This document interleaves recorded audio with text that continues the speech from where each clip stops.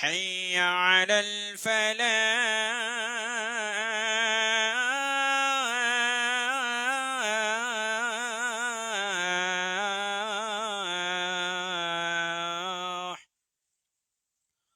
الله أكبر. الله أكبر. لا إله إلا الله.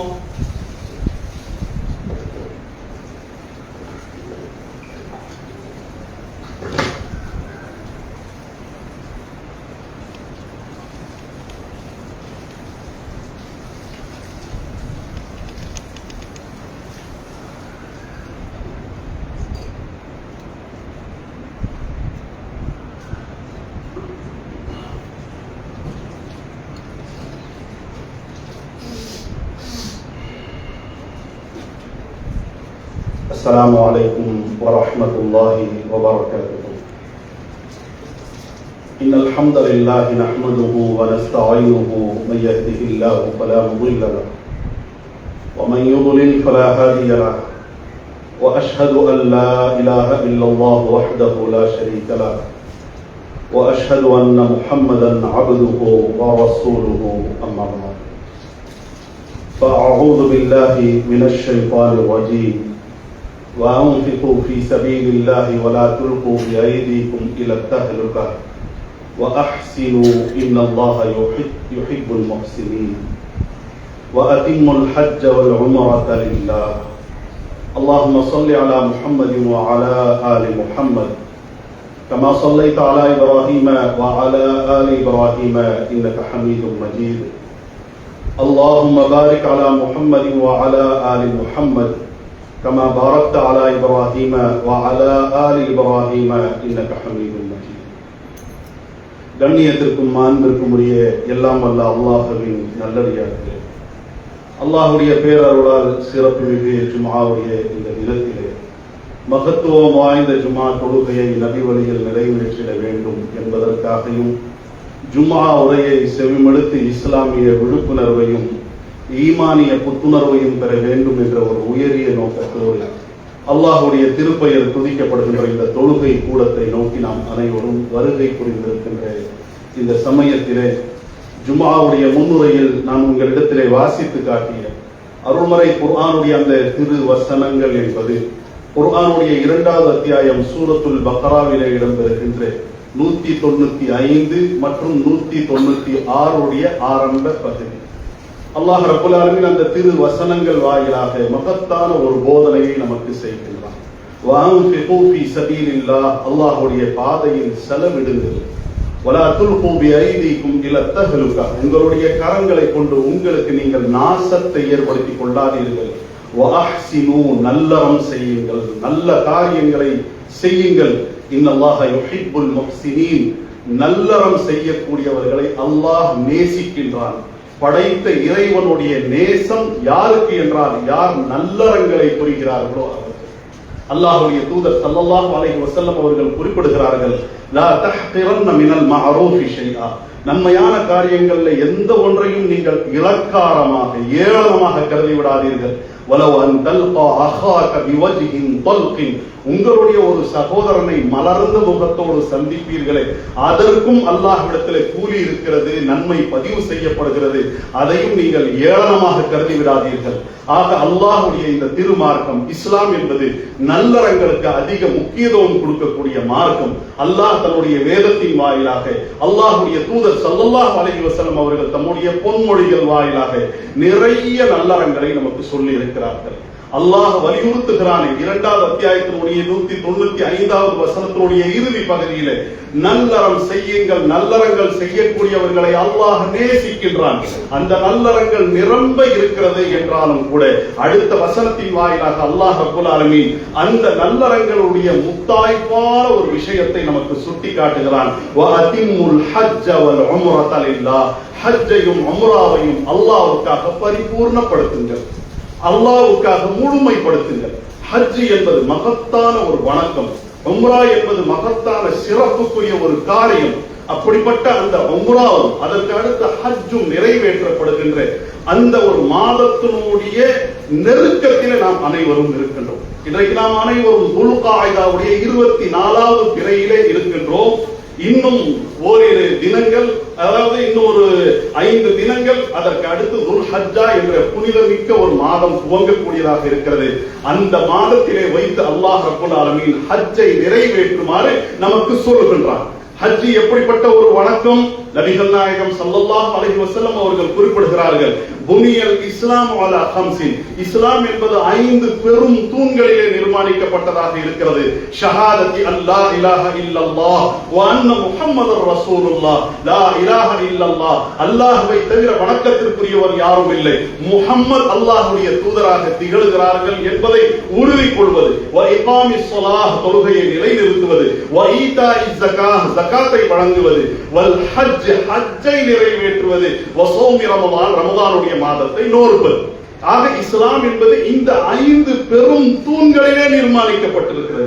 அந்த 5 பெரும் தூண்கள்ல ஒண்ணு என்ன? ஹஜ் என்பது. அந்த ஹஜ்ஜை நிறைவேற்றுவதற்கு அல்லாஹ் ரப்பல் ஆலமீன் தேர்வு செய்திருக்கின்ற ஆலயம் என்பது புனிதம் மிக்கதாக, பாக்கியம் பொருந்தியதாக, அனைத்து மனிதர்களுக்கும் நேர்வழியாக திகழ்கிறது என்று அல்லாஹ் சொல்கிறார். குர்ஆனுடைய 3வது அத்தியாயத்தினுடைய 96, 97 அடுத்தடுத்து வரக்கூடிய வசனங்களை வாசியுங்கள். இன்ன அவ்வல பைத்தின் உதிஅ லின்னாஸ், மனிதர்கள் அனைவருக்காக, மாந்தர்களுக்காக ஆரம்பமாக முதலிலே ஒரு ஆலயம் நிர்மாணிக்கப்பட்டது என்று சொன்னால் லல்லதி பிபக்கத, எது பக்கா என்ற அந்த மக்கா நகரத்திலே அமைந்திருக்கின்றதோ அந்த கஅபா ஆலயம் தான் முபாரக்கன், பாக்கியம் பொருந்தியதாக இருக்கிறது. வஹுதல் லில் ஆலமீன், அகிலத்தார் அனைவருக்கும் நேர்வழியாக இருக்கிறது. மனிதர்கள் எந்த நேர்வழியை தொலைத்திருக்கிறார்களோ, எந்த நேர்வழியினுடைய தேடல்களிலே குறை செய்யக்கூடியவர்களாக இருக்கிறார்களோ, நேர்வழியினுடைய தேடல் உங்களிடத்தில் இருக்கிறதா? நேர்வழியிலே நடக்க வேண்டுமா? வாருங்கள் அந்த ஆலயத்திற்கு. இன்ன அவ்வல பைத்தின் உதிஅ லின்னாஸ், மக்கள் அனைவருக்காக தோற்றுவிக்கப்பட்ட முதல் ஆலயம் என்பது மக்காவிலே அமைந்திருக்கிறது. முபாரக்கன், பாக்கியம் செய்யப்பட்டதாக இருக்கிறது. வஹுதல் லில் ஆலமீன், அகிலத்தார் அனைவருக்கும் நேர்வழியாக இருக்கிறது. ஃபீஹி ஆயாத்தும் பையினாத், அது நேர்வழிதான், பாக்கியம் செய்யப்பட்டதுதான் என்பதற்குரிய நிரம்ப அத்தாட்சிகள் அங்கே இருக்கிறது. மகாமு இப்ராஹிம், இப்ராஹிம் தங்கிய முகாமு இப்ராஹிம் என்பதும் அங்கே இருக்கிறது. வமன் தகலஹு கான ஆமினா, யார் அந்த ஆலயத்திற்குள்ளே நுழைந்து விட்டாரோ அவர் அபயம் பெற்றவராக இருக்கிறார்.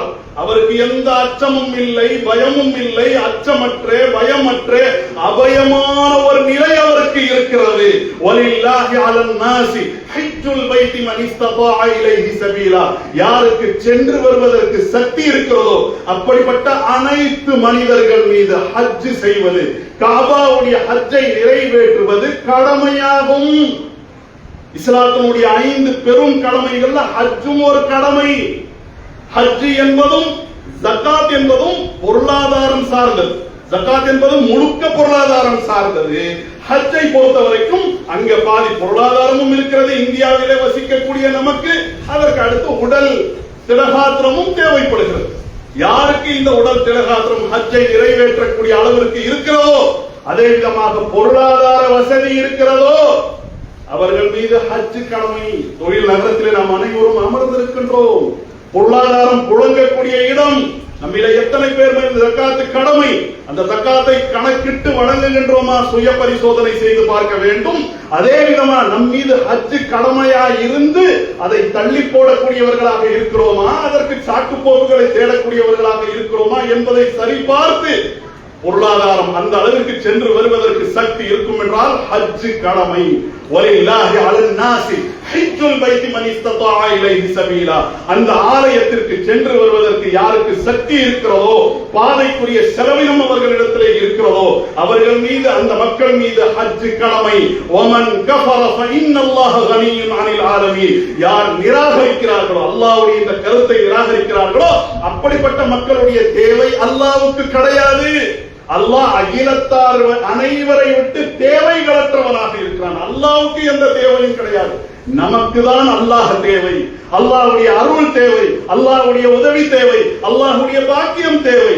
அதை நாம் பெற்றுக்கொள்ள வேண்டும் என்று சொன்னால் இந்த காரியங்களை நிறைவேற்றக்கூடியவர்களாக இருக்க வேண்டும். ஹஜ்ஜுங்கிறது சாதாரணமானதில்லை.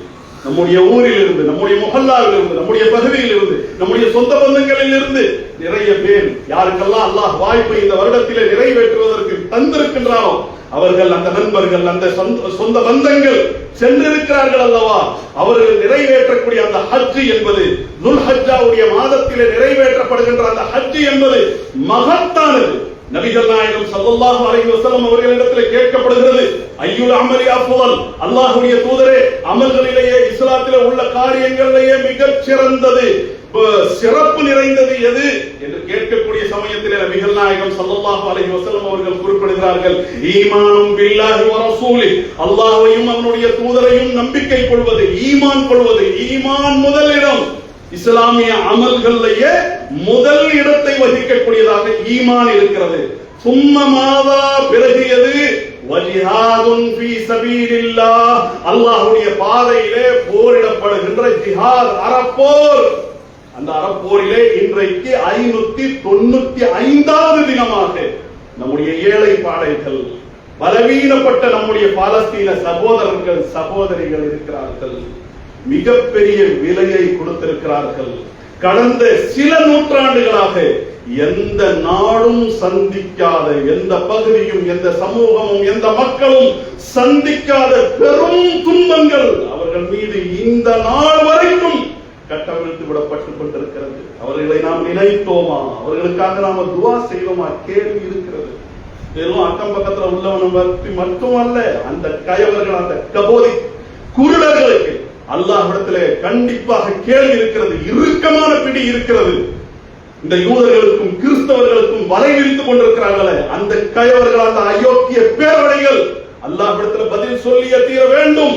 கூடவே சேர்த்து பெரும் தூரத்திலே இருக்கக்கூடிய நாம கையேந்தி அந்த மக்களுக்காக துவா செய்தோமா? யா அல்லாஹ், அவர்களை காப்பாற்றுவாயாக, அவர்கள் மீது அருள் புரிவாயாக. இன்றைக்கு, அதாவது நேற்று படித்த இந்துவில ஆங்கிலத்தினுடைய அந்த இதுல நீங்க பாத்தீங்கன்னா, ஆங்கில பத்திரிகையை ஒரு அளவுக்கு படிக்க தெரிஞ்சுக்கங்க. ஏன்னா நிறைய பொய், புரட்டு என்பதெல்லாம் இன்னைக்கு ஹிந்தியில, உருதுல, அதே விதமாக தமிழ்ல நீங்க பார்க்கலாம். அதுக்கு இந்தியா பாகிஸ்தானுடைய அந்த போர்னு சொல்லிட்டு சில ஆதாயங்களுக்காக சில பேர் கட்டவிழ்த்து விட்டார்கள் அல்லவா? அந்த சமயத்திலே அந்த பொய்கள் என்பதெல்லாம் எந்த அளவிற்கு இருந்தது என்பதை நாம் அறிந்து கொண்டோம். அதிலே நேற்று வந்த தலைப்பு செய்தி என்ன தெரியுமா? இந்துவில வந்தது 11 வாரங்களாக காசாவிற்கு எந்த உதவியும் இல்லாமல் நிறுத்தப்பட்டிருக்கிறது. 11 நாள் நம்மால தாங்க முடியாது, 11 வாரங்கள் என்றால் அவர்கள் யார்? நம்முடைய மார்க்கத்தினுடைய சொந்தங்கள் தானே. அவர்கள் நம்முடைய விடுதலைக்காக, சுதந்திரத்திற்காக ஏங்கி நிற்கிறார்கள், ஈமானோடு நிற்கிறார்கள். அல்லாஹ்வுடைய பேர் ஆலயமாக திகழ்கின்ற மஸ்ஜிதுல் அக்ஸாவுக்காக நிற்கிறார்கள். துவா செய்தோமா என்பதற்காக மட்டும்தான் இதை நான் சுட்டி காட்டுகின்றேன். புனித களத்திலே இருக்கிறார்கள். இறைவா, அவர்களுடைய இலக்கிலே அவர்களுக்கு வெற்றியை தருவாயாக. ஒரு நாள் இல்ல, 2 நாள் இல்லை, கடந்த 70-80 வருடங்களாக பெரும் துன்பங்களுக்கு ஆளாகி இருக்கிறார்கள். இந்த போர்க்களத்திலே மிகப்பெரிய விலையை கொடுத்திருக்கிறார்கள். வெறும் 5 தினங்கள் அவே ஃப்ரம் 600 டேஸ், 600 தினங்களை அடைவதற்கு இன்னும் 5 தினங்கள் தான் இருக்கிறார்கள். உறுதியோடு நிற்கிறார்கள். எந்த சமரசமும் இல்லை. ஒன்று வெற்றி அல்லது வீர மரணம் என்ற அடிப்படையில் அந்த சகோதரர்களுக்காக, சகோதரிகளுக்காக நிறைய துவா செய்யும். குறிப்பாக துல்ஹஜ்ஜாவுடைய ஆரம்ப 10 நாட்கள், இன்னும் 5 நாள்ல நாம அடையவிருக்கின்றோம், அல்லது 6 நாள்ல அடையவிருக்கின்றோம். அந்த 10 தினங்கள் நிறைய அமல்களை செய்வதற்குரிய தினம். அந்த துவாவை நீங்கள் செய்யுங்கள். துவாவை நாம் செய்ய வேண்டும். அந்த துவாவிலே அந்த சகோதரர்கள் பலவீனப்பட்ட, இன்றைக்கு பெரும் துன்பங்களுக்கு ஆளாகி இருக்கின்ற அந்த சகோதரர்களுக்காக, சகோதரிகளுக்காக துவா செய்யுமாறு அன்போடு வேண்டுகோள் விடுத்து தலைப்பிற்குள்ளவர்கள். ரசூலுல்லாஹ்விடத்தில் கேட்கப்படுகிறது, இஸ்லாத்திலே மிகச் சிறந்த காரியம் எது? அல்லாஹ்வுடைய தூதர் ஸல்லல்லாஹு அலைஹி வஸல்லம் அவர்கள் சொன்னார்கள், ஈமான் முதலிடம். அதற்கடுத்து 2வது இடம் எது? நபிகள் நாயகம் ஸல்லல்லாஹு அலைஹி வஸல்லம் அவர்கள் சொன்னார்கள், அல் ஜிஹாத், ஜிஹாத், அறப்போர் செய்வது இஸ்லாத்திலே மிகச் சிறந்த காரியம். சும்மமாதா பிறகு எது என்று கேட்கப்பட்ட சமயத்திலே வல் ஹஜ்ஜுல் மப்ரூர் அல்லாஹ்வால் ஏற்றுக்கொள்ளப்பட்ட ஹஜ். அல்லாஹ் எந்த ஹஜ்ஜை ஏற்றுக்கொள்வான்? எந்த ஹஜ் அல்லாஹ் சொன்ன அடிப்படையிலே நிறைவேற்றப்படுகிறதோ, எந்த ஹஜ் அல்லாஹ்வுடைய தூதர் கற்றுக் கொடுத்த அடிப்படையிலே நிறைவேற்றப்படுகிறதோ அது ஹஜ். எந்த ஹஜ் இஹ்லாஸோடு இருக்கிறதோ, அல்லாஹ்வுடைய திருப்பொருத்தத்தை பெற வேண்டும் என்ற எண்ணத்தோடு இருக்கிறதோ, ஹாஜிங்கிற பட்டம் வாங்கணும், பல ஹஜ் செஞ்சு அல்ஹாஜிங்கிற பட்டம் வாங்கணும், ஊர் உலகத்துக்கெல்லாம் தண்டோரா அடிக்க வேண்டும் என்ற எண்ணம் இல்லாததாக இருக்கிறதோ அப்படிப்பட்ட ஹஜ் தான் ஏற்றுக்கொள்ளப்படும். அப்படிப்பட்ட இஹ்லாஸோடு நிறைவேற்றப்படுகின்ற குர்பானிகள் தான் ஏற்றுக்கொள்ளப்படும். அல்லாஹ்விடத்தில் கூலிகளை பெற்றுக் கொடுக்கக்கூடியதாக அந்த அமல்கள் இருக்கும். நபிகள் நாயகம் ஸல்லல்லாஹு அலைஹி வஸல்லம் அவர்கள் இஸ்லாத்திலே மிகச் சிறந்த காரியமாக மூன்றாவது இடத்திலே வைத்து ஹஜ்ஜை குறிப்பிட்டிருக்கிறார்கள். நபிகள் நாயகம் ஸல்லல்லாஹு அலைஹி வஸல்லம் அவர்கள் குறிப்பிடுகிறார்கள். இன்னொரு ஹதீஸை பார்க்கலாம். மன் ஹஜ்ஜ லில்லாஹ், யார் அல்லாஹ்வுக்காக ஹஜ்ஜை நிறைவேற்று, ஃபலம் யர்ஃபுத் வலம் யஃப்சுக், யார் அதிலே இல்லறத்திலே ஈடுபடவில்லையோ, வரம்பு மீறவில்லையோ, குற்றம் பாவம் செய்யவில்லையோ, ரஜஅ கயௌமி வலதத்ஹு உம்முஹு, அவருடைய தாய் அவரை என்றைக்கு பெற்றெடுத்தாரோ அன்னைக்கு எப்படி அந்த பாலகனா இருக்கிற சமயத்தில் அவர் தூய்மையானவராக பாவமற்றவராக இருக்கிறாரோ அந்த நிலைக்கு அவர் திரும்புகிறார். எல்லா பாவமும் அவரை விட்டு அழிக்கப்படுகிறது, கழுவப்படுகிறது என்று நபிகள் நாயகம் ஸல்லல்லாஹு அலைஹி வஸல்லம் அவர்கள் குறிப்பிடுகிறார்கள். இன்னொரு ஹதீஸ்ல பார்க்கலாம், அல் உம்ரத்து இலல் உம்ரா, ஒரு உம்ராவை ஒரு மனிதர் நிறைவேற்றுகிறார், இன்னொரு உம்ராவை நிறைவேற்றுகிறார் என்றால் அந்த உம்ராவுக்கும் இன்னொரு உம்ராவுக்கும் இடையில உள்ள சிறிய பாவங்கள் எந்த மன்னிப்பையும் அல்லாஹ்விடத்தில் கேட்காமையே அது பரிகாரமாக ஆக்கப்பட்டு மன்னிக்கப்படுகிறது. அதற்கு அடுத்த நபிகள் நாயகம் ஸல்லல்லாஹு அலைஹி வஸல்லம் அவர்கள் குறிப்பிடுகிறார்கள், உம்ரா இவ்வளவு சிறப்பு வாய்ந்தது என்றால் வல் ஹஜ்ஜுல் மப்ரூர், அல்லாஹ்வால் ஏற்றுக்கொள்ளப்பட்ட ஹஜ் என்பது லைஸ லஹு ஜஸாஉன் இல்லல் ஜன்னah, சொர்க்கத்தை தவிர வேறு எந்த பரிசும் அவருக்கு இல்லை. சொர்க்கத்தை பரிசாக பெற்றுக் கொடுக்கக்கூடிய மகத்தான ஒரு வணக்கம் என்பது ஹஜ்ஜுடைய வணக்கமாக இருக்கிறது. அப்ப ஹஜ் என்றால் என்ன? சில கிரியைகளுடைய பேர் தான் ஹஜ். சில காரியங்களை அல்லாஹ்வுக்காக நாம் நிறைவேற்றுகிறோமே அதற்கு பெயர் தான் ஹஜ் என்பதை நாம் அறிய வேண்டும். ஒருவர் ஹஜ்ஜுக்கு செல்கிறார் என்று சொன்னால் ஹஜ்ஜை நிறைவேற்ற வேண்டும் என்றால் ஹஜ்ஜை பற்றிய எண்ணம் இருக்க வேண்டும், நிய்யத். அதற்கடுத்து இஹ்ராம் என்ற நிலைக்கு வர வேண்டும்.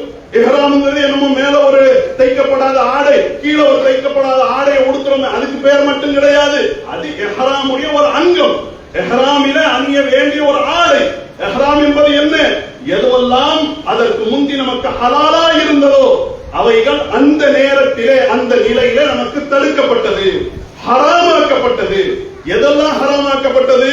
திருமணம் முடிப்பது மற்ற நேரங்கள்ல ஹலால், இஹ்ராமுடைய நிலையில ஹராம். திருமணம் முடிக்க கூடாது, திருமணம் முடித்திருந்தால் இல்லறத்திலே ஈடுபடக்கூடாது, திருமணத்தை பத்தி பேசக்கூடாது, திருமணத்தை முடிச்சு வைக்க கூடாது, மற்றவனுக்கு கல்யாணம் கூட முடிச்சு வைக்க கூடாது. இஹ்ராம் என்ற அந்த நிலை. இஹ்ராம் எப்ப? உம்ராவுல சில மணி நேரங்கள், ஹஜ்ல ஒரு 5 நாள், அவ்வளவுதான். இப்ப இந்த 5 நாள் திருமணம் முடிக்க கூடாது, திருமணத்தை பத்தி பேசக்கூடாது, இல்லறத்துல ஈடுபடக்கூடாது, மற்றவங்க கல்யாணத்தை முடிச்சு வைக்க கூடாது, தலையை மறைக்க கூடாது, முடிகளை நீக்க கூடாது. உடல்ல எங்கெல்லாம் முடிகள் இருக்கிறதோ தலையிலிருந்து பாதம் வரைக்கும் எந்த முடிகளையும் நீக்க கூடாது. அதற்காக வேட்டையாடக்கூடாது, நறுமணம் பூசக்கூடாது, தைக்கப்பட்ட ஆடைகளை உடுத்தக்கூடாது, வண்ண ஆடைகளை உடுத்தக்கூடாது. அதே விதமாக இந்த மொத்த கரண்டை எல்லாம் மறைக்க கூடிய அந்த ஷூ இருக்கிறது அல்லவா, பெரிய ஸ்போர்ட்ஸ்க்கு எல்லாம் அணிவாங்கல, அந்த மாதிரி அதே விதமாக தோலால் ஆன அந்த சாக்ஸ்களை அணியக்கூடாது என்றெல்லாம் இதுதான். இவைகள் எல்லாம் செய்யக்கூடாது. எங்க? அந்த இஹ்ராமுடைய நிலையில். அதற்கு அடுத்து இப்ப இஹ்ராமுடைய நிலைக்கு வந்த பிறகு நேர போய் கஅபா ஆலயத்தினுடைய தவாஃப் செய்ய வேண்டும். அதற்கு முந்தி தல்பியா சொல்ல வேண்டும். லப்பைக் அல்லாஹும்ம லப்பைக் லப்பைக் லா ஷரீக லக லப்பைக் இன்னல் ஹம்த வன் நிஅமத லக வல் முல்க் லா ஷரீக லக். இந்த தல்பியாவை உரத்த குரல்ல சொல்லிக்கொண்டே இருக்க வேண்டும், சொல்லிக்கொண்டே இருக்க வேண்டும்.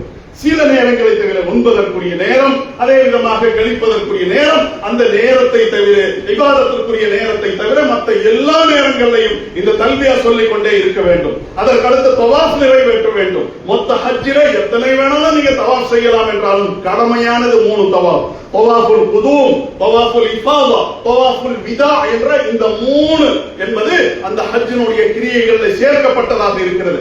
அதற்கடுத்து சஃபா மர்வாவுக்கு இடையில தொங்கோட்டம் ஓட வேண்டும், சஅய் செய்ய வேண்டும். அதற்குள்ள நிறைய விஷயங்கள் இருக்கிறது. அதற்கடுத்து போய் மினாவிலே தங்க வேண்டும், கூடாரத்திலே. அதற்கடுத்து இந்த துல்ஹஜ்ஜாவுடைய 8வது நாள் மினாவில நீங்க தங்குனீங்களா, அதற்கடுத்து மறுநாள் 9வது அந்த பிறை சூரியன் உதித்த உடனேயே அங்கிருந்து அரபாத்திற்கு செல்ல வேண்டும், வெட்ட வெளிக்கு செல்ல வேண்டும். அங்க 9வது அந்த நாளிலே நாம் தங்க வேண்டும். அதற்கடுத்து அங்கிருந்து மஷ்அருல் ஹராம் என்ற அந்த இடத்திற்கு வந்து அல்லாஹ்வை அதிகமாக நினைவு கூற வேண்டும். அதற்கடுத்து முஸ்தலிஃபாவுக்கு வர வேண்டும். அன்றைய இரவிலே, அதாவது அரபாத்திலே 9வது அந்த பிறையினுடைய மாலை சூரியன் மறைந்த பிறகு அங்கிருந்து முஸ்தலிஃபாவுக்கு வர வேண்டும். முஸ்தலிஃபாவிலே அந்த வெட்ட வெளியிலே இரவு நேரத்தை கழிக்க வேண்டும், அல்லாஹ்வை நினைவு கூற வேண்டும். அங்கிருந்து ஷைத்தானுக்கு கல் எறிவதற்குரிய அந்த கற்களை பொறுக்கிக் கொள்ள வேண்டும். அங்கிருந்து மீண்டும் மினாவுக்கு வர வேண்டும். மினாவிலே அந்த 10வது அந்த நாளிலே ஜம்ரத்துல் அகபாவிலே ஷைத்தானுக்கு கல் எறிய வேண்டும். அதற்கு அடுத்து தலையை மழித்துக் கொள்ள வேண்டும். அதற்கு அடுத்து அதாவது ஹதி, குர்பானி கிடையாது. குர்பானி வேறு, ஹதி வேறு. யாரெல்லாம் ஹஜ்ஜில செய்கிறார்களோ அது ஹதி. ஹஜ்ஜுக்கு வெளியே உள்ளது குர்பானி. பொதுவாக அனைவர் மீதும் கடமையாக்கப்பட்டிருக்கிறது. அந்த ஹதியை கொடுக்க வேண்டும். அதற்கடுத்து போய் தவாஃபுல் இஃபாதா செய்ய வேண்டும். பிறகு போய் மீண்டும் 11, 12, 13 என்ற அந்த தினங்கள்ல மீண்டும் போய் மினாவிலே தங்க வேண்டும். ஜமரத்துல் ஊலா, ஜமரத்துல் உஸ்தா, ஜமரத்துல் அகபா என்று அந்த 3 இடங்கள்ல மீண்டும் கல்லெறிய வேண்டும். இப்படி எல்லாம் கல்லெறிஞ்சு தவாஃபுல் விதா செய்து அதோட ஹஜ்ஜை நிறைவேற்ற வேண்டும், முழுமைப்படுத்த வேண்டும். இதாங்க ஹஜ். இப்படிப்பட்ட இந்த கிரியைகளை ஏன் அல்லாஹ் செய்ய சொல்கின்றான்? என்ன நோக்கம்? குர்ஆனுடைய அதே 2வது அத்தியாயத்தினுடைய 195, 196, அதற்கு அடுத்து இடம்பெறக்கூடிய 197 அல்லாஹ் சொல்கிறான், அல் ஹஜ்ஜு அஷ்ஹுரும் மஅலூமாத். ஹஜ் என்பது அறியப்பட்ட மாதங்கள்ல நிறைவேற்றப்படக்கூடியதாக இருக்கிறது. ஷவ்வால் மாசத்துல தயாரிப்பு செய்யுங்க, துல்காய்தாவிலே புறப்படுங்கள், துல்ஹஜ்ஜாவுடைய மாதத்திலே ஹஜ்ஜை நிறைவேற்றுங்கள். فمن فرض فيهن الحج فلا رفث ولا فسوق ولا جدال في الحج. யார் அந்த மாதங்கள்ல ஹஜ்ஜை தன் மீது கடமையாக்கி கொண்டார்களோ அவர்கள் வரம்பு மீறக்கூடாது, இல்லறத்திலே ஈடுபடக்கூடாது, பாவம் செய்யக்கூடாது, தர்க்கம் செய்யக்கூடாது. وما تفعلوا من خير يعلمه الله. யார் நன்மையான காரியங்களை அல்லாஹ்வுக்காக என்று செய்கிறார்களோ அல்லாஹ் அதை அறியக்கூடியவனாக இருக்கிறான். அல்லாஹ் அதை பதிவு செய்வான், அதற்கு அல்லாஹ் கூலியை கொடுப்பான். வதஸவ்வது, ஹஜ்ஜுக்குரிய தயாரிப்பை செய்யுங்கள். ஃபஇன்ன ஹைரஸ்ஸாதி தக்வா. உங்களுடைய தயாரிப்புகளிலேயே மிக சிறந்த தயாரிப்பு என்பது இறை அச்சம் என்ற தக்வா என்ற தயாரிப்பு தான். வத்தகூனி யா உலில் அல்பாப். அறிவுடையவர்களே என்னை அஞ்சுங்கள். அறிவு, சிந்தனை, புத்திங்கிறது உங்களுக்கு இருக்கும் என்றால் என்னை பற்றி அச்சம் இருக்க வேண்டும் உங்களுடைய உள்ளத்திலே. உலகத்தை பற்றி, உலகத்தினுடைய நஷ்டங்களை பற்றி, உலகத்தினுடைய பாதகங்களை பற்றியான அச்சம் இருக்கக்கூடாது. வத்தகூனி யா உலில் அல்பாப். அறிவுடையவர்களே என்னை அஞ்சுங்கள் என்று அல்லாஹ் ரப்பல் ஆலமீன் தெளிவாக நமக்கு பாடம் நடத்துகிறார். ஆக ஹஜ்ஜுடைய சாராம்சம் அதுதான். என்ன சாராம்சம்? நாம ரமலான்ல நோன்பு வச்சோம் இல்லையா, அந்த நோன்பு என்ன நோக்கத்திற்காகவோ அதே இறையச்சம் என்ற நோக்கத்திற்காகத்தான் ஹஜ்ஜும். ஹஜ்ஜை நிறைவேற்றுவது அதற்காகத்தான். ஹஜ்ஜுக்கு போற வாய்ப்பு இல்லை. இதோ நான் குர்பானி கொடுக்க இருக்கின்றேன், பிஸ்மில்லாஹி வல்லாஹு அக்பர் என்ற திக்ரோடு பிராணியுடைய கழுத்துல நாம கத்திய வைப்போம் பாருங்க, அதனுடைய நோக்கம் என்ன? அதே இறையச்சம் என்பதுதான். உங்களுடைய பலிப்பிராணியுடைய மாமிசத்தையோ ரத்தத்தையோ அல்லாஹ் எதிர்பார்க்கவில்லை. உங்களுடைய பிராணியுடைய மாமிசமோ ரத்தமோ அல்லாஹ்வை ஒருபோதும் சென்று சேராது.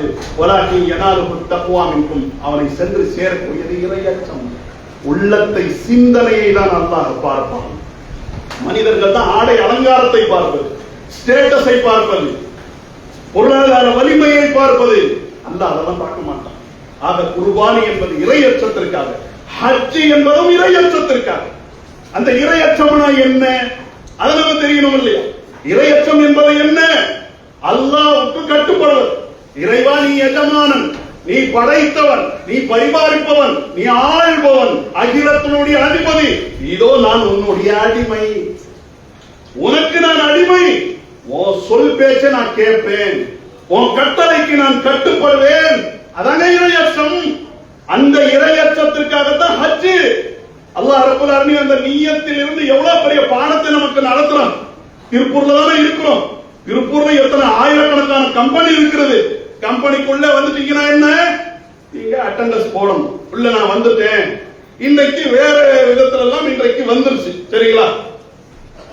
அது விரல் வைப்போம்ல, என்னது அந்த பஞ்சு வைக்கிறது, பயோமெட்ரிக். பயோமெட்ரிக் வந்துருச்சு. பயோமெட்ரிக் எத்தனை முறை வைப்பீங்க? போகும்போது 10 முறையா வச்சுட்டு வருவீங்க? இல்ல, ஒரே முறை. ஆனா அல்லாஹ் ரப்பல் ஆலமீன் எப்படி சொல்ல வைக்கிறோம் பாருங்க. லப்பை அல்லாஹும்ம லப்பை லப்பைக லா ஷரீக லக லப்பை. லப்பை அல்லாஹும்ம லப்பை லப்பை லா ஷரீக லக லப்பை இன்னல் ஹம்த வன் நிஅமத லக வல் முல்க் லா ஷரீக. ஒரே திக்ர்ல 4 முறை லப்பை. லப்பைக்குனா என்ன அர்த்தம்? வந்துட்டேன், யா அல்லாஹ் ஆஜராகி விட்டேன், உன் அழைப்பிற்கு நான் பதிலளித்து விட்டேன். ஒரு திக்ர்ல 4 முறை. நீங்க ஆரம்பத்துல ஹஜ்ஜுடைய அந்த கிரியை நீங்க ஆரம்பிப்பீங்க, அந்த சமயத்துல எப்படி நிய்யத்து செய்வீங்களோ அந்த மாதிரி ஒரு முறை செஞ்சா போதுமா? இல்ல, சொல்லிக்கிட்டே இருக்கணும். யா அல்லாஹ் வந்துட்டேன் வந்துட்டேன், லப்பைக் அல்லாஹும்ம லப்பைக், வந்து விட்டேன் இறைவா, வந்து விட்டேன். லப்பைக லா ஷரீக லக லப்பைக், இறைவா உனக்கு இணை துணை நிகர் உதாரணம் யாரும் இல்லை, எதுவும் இல்லை. இதோ வந்து விட்டேன். இன்னல் ஹம்த வன் நிஅமத லக வல் முல்க், புகழும் அருளும் அதே அரசாட்சியும் உனக்கு சொந்தமானதாக இருக்கிறது. லா ஷரீக லக், உனக்கு இணையானவர்கள் யாரும் இல்லை. இறைவா வந்து விட்டேன் வந்து விட்டேன் சொல்லிக்கிட்டே இருங்கன்னா என்ன அர்த்தம்? இறைவா அந்த அளவிற்கு நான் உனக்கு அடிமையா இருக்கிறேன். அல்லாஹு அக்பர். அதே இதுல லப்பைக்கெல்லாம் முடிஞ்ச பிறகு அல்லாஹ் என்ன அர்த்தம்? அல்லாஹ் தான் மிக பெரியவன், நான் பெரியவன் கிடையாது, என் பொண்டாட்டி பிள்ளைங்க பெரியவர் கிடையாது, என் வீடு வாசல், என் பேங்க் பேலன்ஸ், என் கம்பெனி, என்னுடைய பல கோடிக்கணக்கான ரூபாய்க்குரிய பெருமானம் உள்ள முதலீடுகள் இவை பெரியது கிடையாது, என் ஸ்டேட்டஸ் பெருசு கிடையாது. அல்லாஹ் நீ பெரியவன். எவ்வளவு பெரிய அடிமைத்தான். அதற்கு அடுத்து அல்லாஹ் என்ன சொல்றான்? தவாஃப் செய், ஒரு ஆலயத்தை சுட்டி காட்டி சுத்தி வா. ஒரே இடத்துல மீண்டும் மீண்டும் ஒரே வார்த்தை, சொன்ன வார்த்தையே சொல்லிக்கிட்டே இருந்தீங்களே, அப்படி நீங்க ஓட்ட ஆரம்பிச்சிருவீங்க. சுத்திக்கிட்டே இருக்கிறாங்க, பேச வர போல சொல்லுமா இல்லையா? வார்த்தையில அப்படி, வாழ்க்கையில அப்படி. ஒரே காரியத்தை ஒரு தினமும் இட்லியதான், தினமும் தோசையதான் தாங்குமாங்க, போர் அடிச்சு போயிடாது. ஆனால் அல்லாஹ் ரப்பல் ஆலமீன் என்ன சொல்றான்? நீங்க தல்பியா சொல்லுங்க, சொல்லிட்டு அங்கிருந்து போய் மினாவிலே தங்குங்கள். ஒரே வார்த்தையை மீண்டும் மீண்டும் மீண்டும் சொல்லுங்க. சொல்லிட்டு அதற்கு அடுத்து என்ன பண்ணுங்க? போய் மினாவிலே தங்குங்கள். நமக்கெல்லாம் லீவ் விட்ட உடனே நேரம் ஊட்டிக்கு போயிடுறோம், கூடலூருக்கு போயிடுறோம், கொடைக்கானல் போயிடுறோம், இங்க போயிடுறோம், அங்க போயிடுறோம், போய் காட்டுலையும் மேட்லையும் தங்கிடுறோம். சரிங்களா? இதெல்லாம் ஈஸி, இதெல்லாம் நமக்கு ராஹத், புத்துணர்வை கொடுத்துரும். போய் மினாவிலே தங்குவது கேட்டு பாருங்க எத்தனை சிரமம். அங்கிருந்து அரபாத்துக்கு ஓடு, அங்கிருந்து அரபாத்தில் இருந்து மீண்டும் முஸ்தலிஃபாவுக்கு ஓடு, முஸ்தலிஃபாவிலிருந்து மீண்டும் மினாவுக்கு ஓடு, மினாவிலிருந்து மீண்டும் ஜமராத்துல கல்லேறி மீண்டும் போய் தவாஃப் செய்யி என்று ஒரு ஆலயத்தை மீண்டும் மீண்டும் அல்லாஹ் ரப்பல் ஆலமீன் சுத்த வைக்கின்றான. ஒரே இடத்துல சுத்துறது மனுஷனுக்கு பிடிக்காது, ஆனால் சுத்த வைக்கின்றான். சொத்து ஏன்? நான் இறைவன், நீ அடிமை, சுத்துனர சுத்தணும். போய் மினாவில தங்கு என்றால் தங்கணும். கோட்டை கொத்தளத்துல தங்கினிய நீ போய் மினாவில தங்கி என் கட்டளைக்கு கட்டுப்படணும். இனி அடிமை. அதே விதமா அரபாத்துக்கு ஓடி என்றால் அரபாத்துக்கு போகணும். அதுலயும் ஒரு குறிப்பு இருக்கிறது, சிந்திக்கணும். நமக்கெல்லாம் தெரிஞ்ச வெட்ட வெளியா இருந்து அங்க போய் தங்கிட்டு வர்றது ரொம்ப ஈஸி. ஊரு விட்டு ஊரு போறோம். சீதோசனமே பல பேர், இங்கிருந்து பல பேர் ஹஜ்ஜுக்கு போயிருக்காங்க. இல்ல எப்படின்னு கேட்டு பாருங்க. என்ன வந்ததுல உடம்பு சரியில்லாம போச்சுங்க, வந்ததுல சளி, வந்ததுல இருமல், ஏதோ ஒரு கம்ப்ளைண்ட் பண்ண சொல்வார்கள். உடல் ரீதியான உபாதைகள் ஏற்படும், உடல் ஒத்துழைக்காது. அப்ப அந்த மாதிரியான இடத்துக்கு நீங்க போனாலும் உன் மீதும் கடமை. மினாவில தங்கு, அரபாத்துக்கு ஓடு, முஸ்தலிஃபாவுக்கு போ, கல்லேறி. அங்க என்ன சைத்தானா இருக்கலாம்? பல பேர் செருப்பெல்லாம் கட்டி வீசுவாங்க. சைத்தான் எல்லாம் இல்ல. இப்ராஹிம் அலைஹிஸ்ஸலாம் கல்லெறிந்தார்கள், அவரை நீங்கள் பின்பற்ற வேண்டும். அங்க சைத்தான் இல்லாவிட்டாலும் அங்க அடையாளம் என்ற அந்த தூண் மட்டுமே இருந்தாலும் நீ கல்லெறியணும். பிஸ்மில்லாஹி வல்லாஹு அக்பர், அல்லாஹ்வுடைய பெயரை கொண்டு அல்லாஹ் மிகப்பெரியவர். அப்ப இந்த ஹஜ்ங்கிறது என்ன சொல்லுது? இறை அச்சத்தை நமக்கு சொல்கிறது. அதை விட மகத்தானது, ரொம்ப வெளிப்படையாக சொல்ல வேண்டும் என்றால் ஏகத்துவத்தை நமக்கு சொல்கிறது.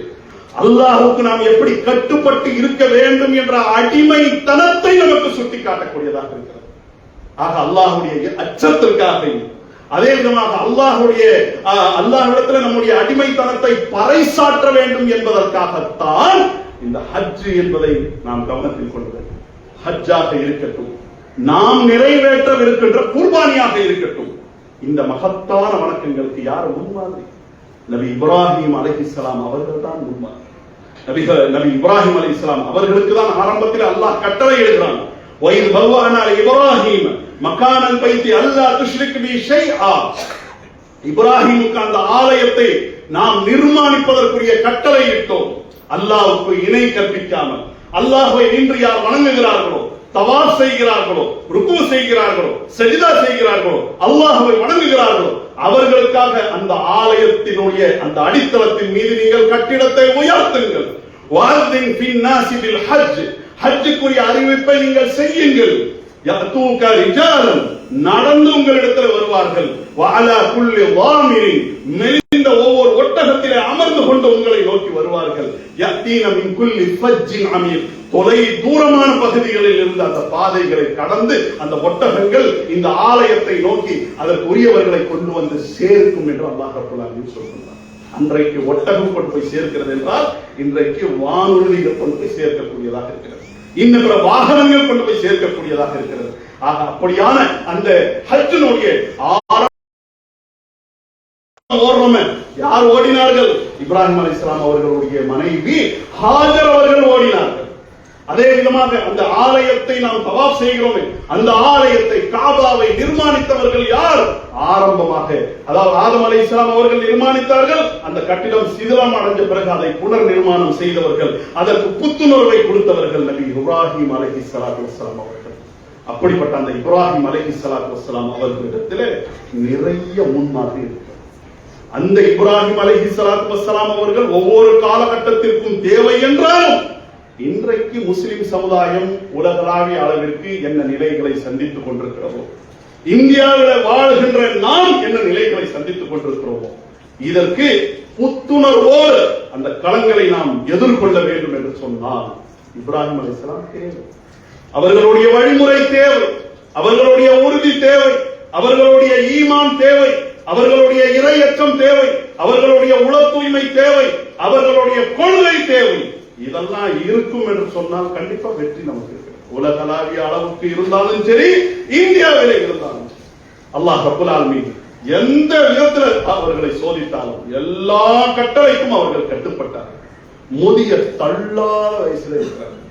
நம்மள பல பேர் இல்லைங்க, முடியலைங்க, ஏங்க ஜும்மாவுக்கு லேட்டு, முடியல. எப்படி உலகத்தையே நாம தான் கட்டி ஆளக்கூடிய பெரிய மாமன்னர்கள் மாதிரி இதே வார்த்தை தான் நம்முடைய வாயிலிருந்து வருது பாருங்க. மாத்தாம இருப்போமே, மாற்றம் ஒன்றே மாறாததுன்னு சொல்லிக் கொண்டு மாறாமையே இருந்தா, ஜும்மாவுக்கு லேட்டா வரக்கூடியவர்களாக இருந்த மாத்தணுமா இல்லையா?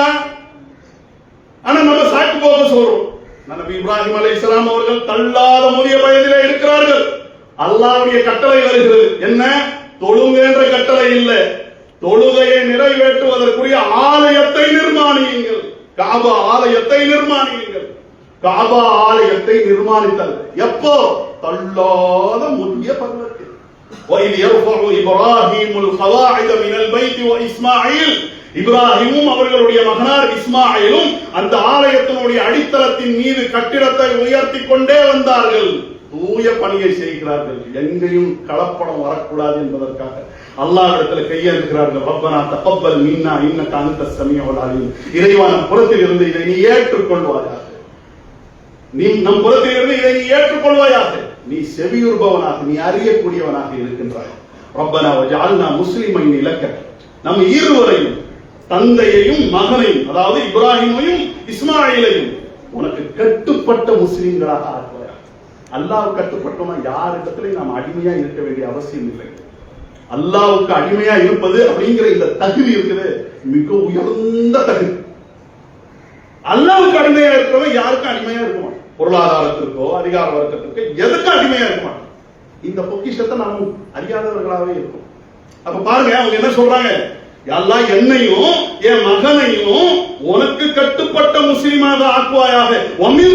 நம்மள மட்டுமில்லை, நம்மிலிருந்து எத்தனை சந்ததிகள் வருகிறதோ உனக்கு கட்டுப்பட்டவர்களாக அவர்கள் இருக்க வேண்டும். ஒத்துபாலைனா நம்மை மன்னிப்பாயாக, இன்னக அந்த தவ்வாபுர் ரஹீம், நீ மன்னிப்பவன், நீ நிகரற்ற அன்புடையவன் சொல்லிட்டு எவ்வளவு ஒரு நல்லம் பாருங்க, எவ்வளவு நன்மை நாடக்கூடிய விஷயம் பாருங்க. ரப்பனா வபஅத் ஃபீஹிம் ரசூலன் மின்ஹும், இதோ இந்த நம்முடைய அந்த சந்ததிகள்ல ஒரு தூதரை நீ அனுப்புவாயாக, ஒரு தூதரை அனுப்புவாயாக. எத்லு அலைஹிம் ஆயாத்திக, உன்னுடைய திருவசனங்களை அவர்கள் ஓதி காட்ட வேண்டும். ஒய் அல்லிமுஹுமுல் கிதாப வல் ஹிக்மா, அவர்களுக்கு வேதத்தையும் ஞானத்தையும் புகட்ட வேண்டும். ஒய் ஸக்கீஹிம், அந்த சமுதாயத்தை அவர்கள் தூய்மைப்படுத்த வேண்டும். இன்னக அன்தல் அஸீஸுல் ஹக்கீம், நீ மிகைக்கக்கூடியவன், நீ நுட்பங்களை அறிந்தவனாக இருக்கின்றாய் என்று அல்லாஹ்விடத்தில் துஆ செய்றாங்க. அந்த தூய துஆவை அல்லாஹ் ஏற்றுக்கொள்கிறான். நம்முடைய உயிரினும் மேலான அல்லாஹ்வுடைய தூதர் ஸல்லல்லாஹு அலைஹி வஸல்லம் அவர்கள் நம் புறத்தில் அனுப்பப்பட்டார்களே, அந்த துஆவுடைய பாக்கியம் என்பதை நாம் அறிய வேண்டும். அல்லாஹ் சொல்றான், வமன் யர்கபு அன் மில்லதி இப்ராஹீம இல்லா மன் ஸஃபிஹ நஃப்ஸஹ, தன்னை தானே மதீனனாக அறிவீனனாக அறிவித்தானே அவனை தவிர யார்தான் இப்ராஹிமுடைய வழிமுறையை புறக்கணிப்பார்கள். ஒருவன் இப்ராஹிமுடைய வழிமுறையை புறக்கணிக்கிறான் என்றால் அவன் சிந்தனையற்றவன், புத்தி கெட்டவன், அவனுக்கு விவரம் இல்லை, விவரம் பத்தலேன்னு அர்த்தம். வமன் யர்கபு அன் மில்லதி இப்ராஹீம இல்லா மன் ஸஃபிஹ நஃப்ஸஹ வலகத் இஸ்தஃபைனாஹு ஃபித் துன்யா, இந்த உலகத்திலே அவரை தேர்வு செய்தோம். வஇன்னஹு ஃபில் ஆখিরাতি லமினஸ் ஸாலிஹீன், நாளை மறுமையிலே சாலிஹான நல்லடியார்களுடைய லிஸ்ட்ல பட்டியல்ல அவர் வரக்கூடியவராக இருக்கிறார். என்ன சிறந்த காரியத்தை அவர் செஞ்சார் தெரியுமா? இது قال له ربه اسلم, கட்டுப்படு என்று அல்லாஹ் சொன்ன சமயத்திலெல்லாம் அஸ்லம்து லிரப்பில் ஆலமீன், அகிலத்தை படைத்து பரிபாலிக்கின்ற அல்லாஹ்வுக்கு நான் கட்டுப்பட்டு விட்டேன் என்ற கட்டுப்பாடு மிக்கவராக அவர் இருக்கிறார். அல்லாஹ்வுக்கு கட்டுப்படக்கூடிய அந்த தன்மை, அதற்காகத்தான் ஹஜ்ஜுக்கிறது, அதற்காகத்தான் குர்பான். அப்படிப்பட்ட அந்த மகத்தான விஷயம் நபி இப்ராஹிம் அலைஹிஸ்ஸலாம் அவர்களிடத்தில் இருக்கிறது. அந்த விஷயத்தை கை கொள்ளக்கூடியவர்களாக, அதன் வாயிலாக வெற்றி அடையக்கூடிய நல்ல மக்களாக நாம் திகழ வேண்டும். அல்லாஹ் அருள் புரிவானாக. அல்ஹம்துலில்லாஹி ரப்பில் ஆலமீன்.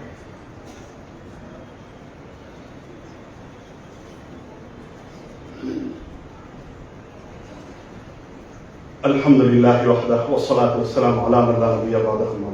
கண்ணியத்திற்கும் மாண்புக்குரிய எல்லாம் அல்லாஹ்வின் நல்லடியார்களே, இன்றைக்கு நாம் அனைவரும் பிறை கணக்கின் அடிப்படையில் அமையக்கூடிய 11வது மாதம் துல்காய்தாவுடைய 24வது பிறையிலே நாம் இருக்கின்றோம். நாளைக்கு 25, 26 என்று அப்படியே நம்ம கடந்து செல்லும் போது எதிர் வரக்கூடிய புதன்கிழமை, வரக்கூடிய புதன்கிழமை என்பது துல்காய்தாவுடைய 29வது பிறை. அந்த 29வது பிறையை நிறைவு செய்து அன்றைக்கு புதன்கிழமை மாலையில நாம் பிறை பார்க்க வேண்டும். பிறை நமக்கு தென்பட்டு விட்டது என்று சொன்னால் அடுத்து வரக்கூடிய வியாழக்கிழமையிலிருந்து துல்ஹஜ்ஜாவுடைய முதல் பிறை ஆரம்பமாகிறது. அவ்வாறு பிறை தென்படவில்லை நம்முடைய பகுதியிலே என்று சொன்னால் ஒரு அளப்பறைக்கும் நாம ஆட்பட தேவையில்லை. இந்த மாதத்தை துல்காய்தாவை 30ஆக பூர்த்தி செய்து எதிர் வரக்கூடிய வெள்ளிக்கிழமையிலிருந்து துல்ஹஜ்ஜாவுடைய அந்த முதல் நாள் ஆரம்பமாகிறது. வியாழக்கிழமை முதல் நாள் என்று சொன்னால் வரக்கூடிய வெள்ளிக்கிழமை இருப்பாங்க, அதற்கு அடுத்த வெள்ளிக்கிழமை, அதற்கு அடுத்து வரக்கூடிய சனிக்கிழமை பெருநாளாக இருக்கும். அவ்வாறு இல்லை என்று சொன்னால் வரக்கூடிய, அதாவது 8ஆம் தேதி நினைக்கிறேன் ஜூன், அப்ப நமக்கு பெருநாளாக ஞாயிற்றுக்கிழமை பெருநாளாக இருக்கும். இவை எல்லாமே பிறை அடிப்படையில் பிறை பார்க்கக்கூடிய அந்த விஷயத்தை கொண்டுதான் தீர்மானிக்கப்படக்கூடியதாக இருக்கிறது. ஆக பிறை பார்க்கக்கூடிய அந்த சுன்னத்தை நிறைவேற்றக்கூடியவர்களாக இருக்கிறது. எப்போ நம்ம பிறை பார்த்துட்டோமோ, துல்ஹஜ்ஜாவை நாம் அடைந்து விட்டோம், துல்ஹஜ்ஜாவுடைய ஆரம்ப 10 தினங்களை தொலைத்து விடக்கூடாது. நிறைய நல்ல அமல்களை செய்ய வேண்டும். அந்த நல்ல அமல்கள் அல்லாஹ்வுடைய பாதையிலே செய்யக்கூடிய ஜிஹாதை விட சிறந்தது என்று நபிகள் நாயகம் ஸல்லல்லாஹு அலைஹி வஸல்லம் அவர்கள் நமக்கு சொல்லி இருக்கிறார்கள். தொழுகையில கவனம் செலுத்த வேண்டும். நோம்பு நம்மால வைக்க முடியும்னா அரஃபாவுடைய நோம்பு சுன்னத், அரஃபா அல்லாத மற்ற தினங்கள் வைக்கணும்னு நம்ம நினைச்சா நஃபிலான அடிப்படையில் நோம்பு நோக்கலாம்.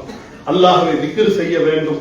அதே விதமா குர்ஆன் ஓத வேண்டும், குர்ஆனை சிந்திக்க வேண்டும், நம்முடைய பொருளாதாரத்தில் இருந்து தர்மம் செய்ய வேண்டும். இப்படியான நல்ல காரியங்களை செய்யக்கூடியவர்களாக, குறிப்பாக துவா செய்யக்கூடியவர்களாக, பாதிக்கப்பட்ட அந்த பலஸ்தீனுக்காக இருக்கரம் ஏன் அல்லாஹ்விடத்தில் கேட்கக்கூடியவர்களாக நாம் இருக்கிறோம். அதுல கூடுதலாக நம்ம இன்னொரு காரியத்தை என்ன செய்யணும்னா, நம்மில யாருக்கெல்லாம் குர்பானி கொடுக்கக்கூடிய எண்ணம் இருக்கிறதோ, குர்பானி கொடுக்கக்கூடிய வசதி இருக்கிறதோ, அவர்கள் அந்த ஆரம்ப குர்பானி கொடுக்கிற வரைக்கும், பிறை பார்த்ததிலிருந்து குர்பானி கொடுக்கிற வரைக்கும் நகத்தையும் முடியையும் களையக்கூடாது. அப்ப அதுக்கு முந்திய எல்லாத்துக்கும் நம்ம ரெடி ஆயிடும். கொஞ்சம் பரட்டையாக இருந்து விடக்கூடாது. அல்லாஹ் ரப்பல் ஆலமீன் நம்மை அழகிய வடிவத்திலே படைத்திருக்கிறான் என்று சொன்னால் வர்ற புதன்கிழமைக்குள்ளேயே எல்லாம் நம்ம ரெடியாகி கிளீன் ஆயிட்டோம்னா இன்ஷா அல்லாஹ் குர்பானி யாருக்கெல்லாம் கொடுக்கக்கூடிய எண்ணம் இருக்கிறதோ அவர்கள் இதை கடைபிடிக்க வேண்டும். அவர்கள் தவிர மற்றவர்களுக்கெல்லாம் இது சொல்லப்படவில்லை என்பதையும் கவனத்தில் கொண்டு சுன்னத்தான அடிப்படையிலே நம்முடைய காரியங்களை செய்யக்கூடியவர்களாக எதிர்வரக்கூடிய துல்ஹஜ்ஜாவுடைய ஆரம்ப 10 தினங்களை பிரயோஜனமாக ஆக்கக்கூடியவர்களாக, அதே விதமாக பிறை பார்க்கக்கூடிய சுன்னத்தை நிறைவேற்றக்கூடியவர்களாக, அவ்வாறு பார்த்து எல்லா குழப்பங்களை விட்டு விடுபட்ட நல்ல மக்களாக நாம் திகழ வேண்டும். அல்லாஹ் அருள் புரிவானாக. வல்ஹம்துலில்லாஹி ரப்பில் ஆலமீன். வஸ்ஸலாமு அலைக்கும் வரஹ்மத்துல்லாஹி வபரகாத்துஹு.